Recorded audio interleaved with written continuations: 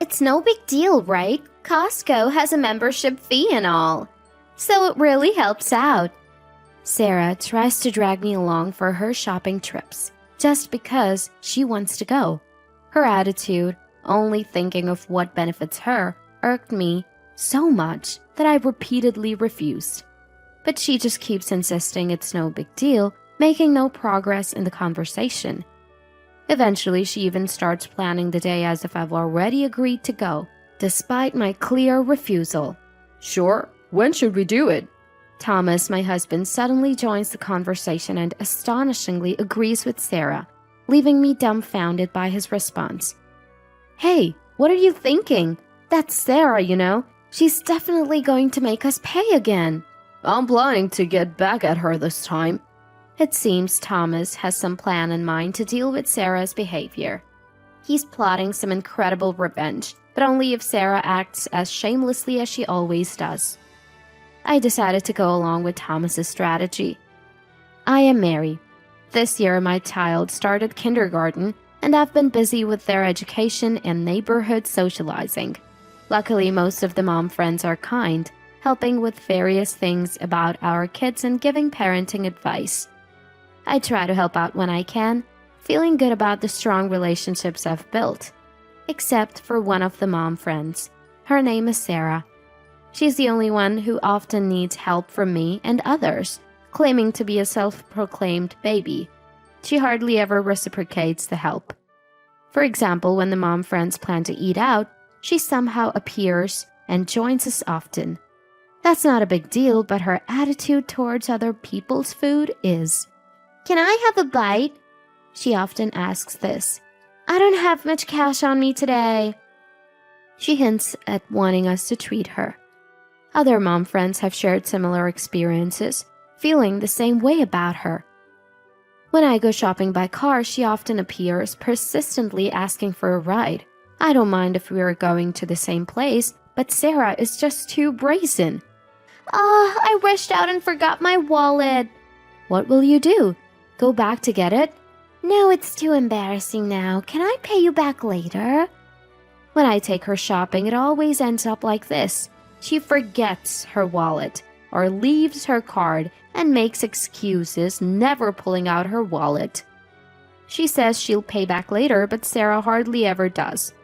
Even when I show her the receipts and press her, she makes excuses like not having money or asking to wait until payday. You're really strict about money, Mary. Finally, when I confronted her directly, even involving Sarah's husband, that's what she said. Sarah's husband is reasonable and pays me back while apologizing. But Sarah herself shows no remorse and doesn't care. It may seem like a few dollars, but these incidents add up to a significant amount every month. It's stressful to have to go through all this every time I shop, trying to get reimbursed. It would be best to refuse her at the outset, but Sarah uses her child to manipulate the situation. Our kids are close, and she makes plans with my child before asking my permission. It's hard to say no when she uses the children, and I can't ask my young son not to be friends with her. Other mom friends sympathize, but it seems they also prefer to keep their distance from Sarah. Hey, can you go shopping for me instead? What? Why? That mom friend I told you about is being persistent. Just tell her no clearly. I tried discussing it with Thomas, but he didn't take it seriously, not knowing Sarah's character. He said children are children, parents are parents, and even told me to be more assertive. Wondering what to do, one day Thomas came home looking extremely tired. I thought it was work-related, but it turns out Sarah had cornered him as he was going to his car. Thomas, perfect timing. Can you give me a lift on your way? While waiting at a traffic light, Sarah spotted our car and approached him. She tried to force her way into the passenger seat, not even considering Thomas might refuse. When Thomas refused, she threw a fit, screaming and calling out Thomas's name in the middle of the road, trying to call him back. It's crazy to yell like that on the street. That's what I've been telling you. Sarah is a handful. There's a limit to being a handful, right? Then she even asked for travel expenses. It turned out to be a terrible commute for Thomas, with many traffic lights, making it hard to shake her off. After dropping her off, I wondered where Sarah, without any travel money, was planning to go. Thomas, finally realizing the extent of Sarah's selfish behavior, was completely worn out. What is she really thinking? That's why I wanted you to do the shopping. Even with me, she doesn't care, huh? Thomas looked bewildered, at a loss about what to do with Sarah. I was also at my wit's end. Then one day, Sarah approached me with the suggestion. Hey Mary, I've been wanting to go to Costco. Is that so? Want to come with me? It's cheap and cost effective. Do you go there often? No, I'm not a member. Sarah's sudden proposal left me giving non-committal responses. She seemed quite knowledgeable about Costco despite not being a member. Thomas is a Costco member, and we occasionally shop in bulk, so I was aware of it. However, I had no intention of taking Sarah shopping with me. I just nodded along, thinking she was probably after my wallet. Let's go, Mary. You're a member, right? I am not a member. Oh, then Thomas? That's fine too, and I'd like a ride in your car. Why do you know about that? I got a ride from Thomas the other day. I saw Costco shopping bags in the car. Hearing this, I couldn't help but grimace and exclaimed, Oh, wow. You know, non-members can't even pay at Costco, right? So just leave the checkout to me. I'll pay you back later. You hardly ever pay back. It'll be fine this time, right? Even though I doubted her intentions, Sarah, as usual, spoke to my child. Can we go shopping together? She asked, and my son cheerfully agreed. Then, the kids can stay with my husband. We haven't agreed to go yet. Come on, it's fine, right? Costco has a membership fee, and it helps. I repeatedly refused Sarah, who only thinks of her own benefit, even telling her not to make promises using the children. But she wouldn't listen and started planning the day as if I had agreed. What's this about? Oh, Thomas, we were just about to make plans to go to Costco together. Sure, when should we do it? Thomas, who had come to pick me up, astonishingly agreed with Sarah, leaving me doubting my ears. Sarah happily ran to Thomas and quickly made plans to go to Costco the following weekend. After Sarah left, I nudged Thomas and couldn't help but complain. Hey, what are you thinking? That's Sarah, you know. I know, but she said she'd bring money, right? That's definitely a lie. She's going to make us pay again. I plan to get back at her this time. Thomas seemed to have something in mind to deal with Sarah's actions. Feeling anxious, I laughed when I heard this plan. He's plotting an incredible revenge, but only if Sarah acts as shamelessly as she always does. Plus, if this could make Sarah stay away from us, I found myself gratefully going along with Thomas's plan. Finally, the day to go to Costco arrived. Sarah, in a good mood from the morning, hopped into our car as if it was natural and asked me if I had forgotten anything. Did you make sure to bring your wallet? It'd be a problem if you forgot it. Aren't you the one who often forgets? Don't worry, I've got it. I was irritated by Sarah's words, but Thomas replied to her cheerfully. Normally, I would have asked her to show her wallet right there, but I held back, thinking of Thomas's plan. Sarah seemed well aware of Costco's system, knowing that only members can make payments. She probably knew that shopping there would inevitably lead to Thomas paying. This would allow her to push the payment onto us as usual. And even if she forgot her wallet later, she wouldn't have to pay. Sarah's intentions were clear, and Thomas seemed to understand them too. Sarah cheerfully headed into the store, quickly placing a basket in the cart and rushing off. Wow, what a great selection! It's hard to choose! Sarah happily stuffed items into the basket as she went along. When I suggested keeping our baskets separate to avoid confusion, she took another cart and continued adding items without hesitation. Thomas whispered to me that Sarah wasn't even looking at the prices, which made me laugh. Clearly, Sarah had no intention of paying, so we decided to go through with Thomas's plan. That was fun! Oh, Mary, is that all you're buying? Yeah, we still have stock at home and we can always come back. Really? Invite me again next time. I swallowed the words. I didn't invite you this time. and we lined up at the farthest register.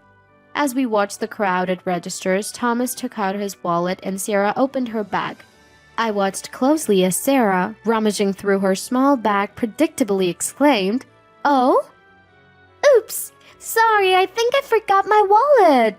"Even though you said it was fine in the car?" "I'm sorry, okay? Can I pay you back later?"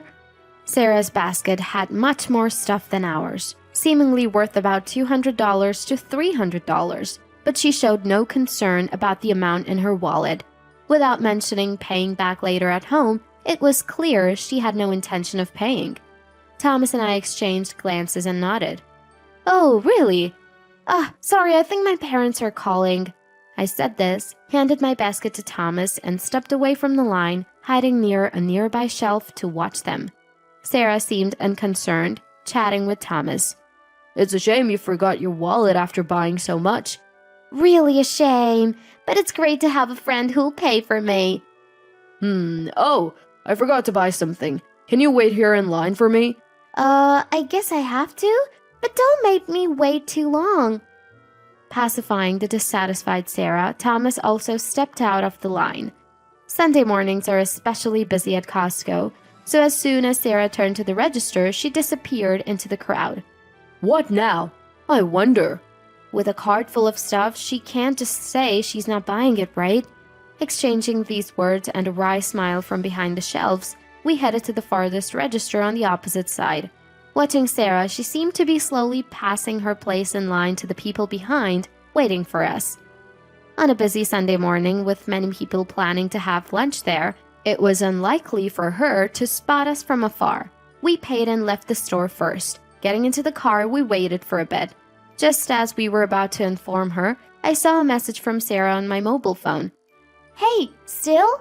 Come on, don't make me wait too long." Can't believe she's still online without her wallet. Maybe it's time to tell her the truth and ask her to come back to the car. Yeah.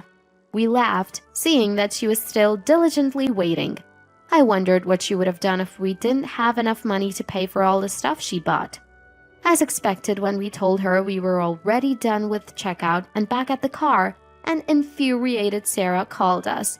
"Hey, what are you thinking? I haven't finished shopping yet." "If you don't have your wallet, you can't shop in the first place. Come back soon." "Don't be ridiculous. Stop joking and come back to pay." "We're not paying. Do you have any idea how much money you've made us spend until now?" The back and forth continued for a while, with Sarah insisting I should pay since I brought her.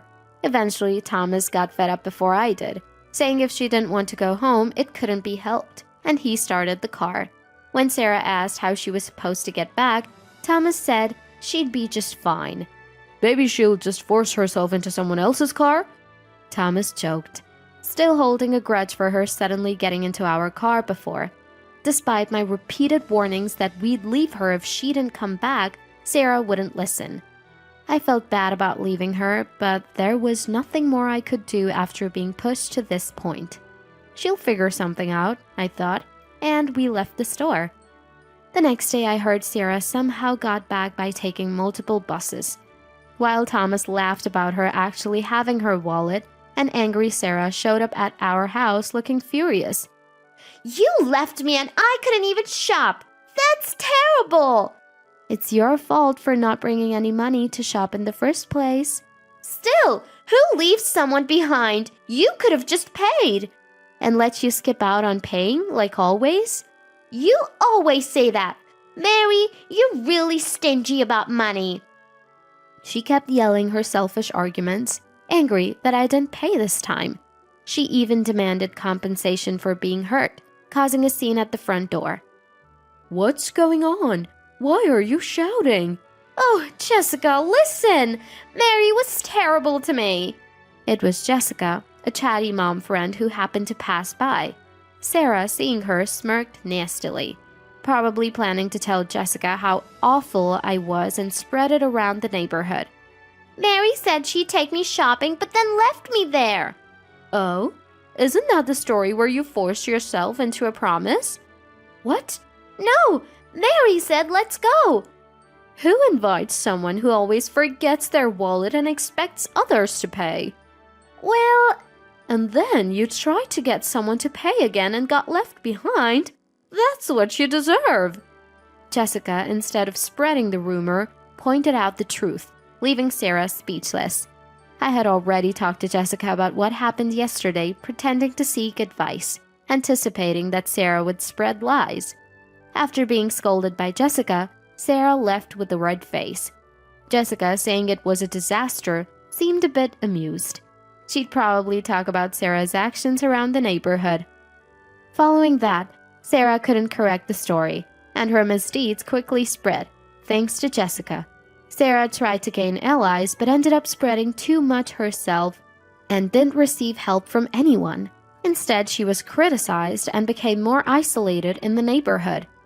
It's all your fault! Even though I felt leaving her behind might have been too much, Sarah continued to blame me. She was scolded by her husband and started avoiding me. People who were tired of Sarah's behavior said I did well, so I hope this is settled now. Because of Sarah, I had been distant from others, but this incident helped me become friends with those I couldn't get close to before. We started going shopping together, of course paying for our own items. We've built a good, reciprocal relationship.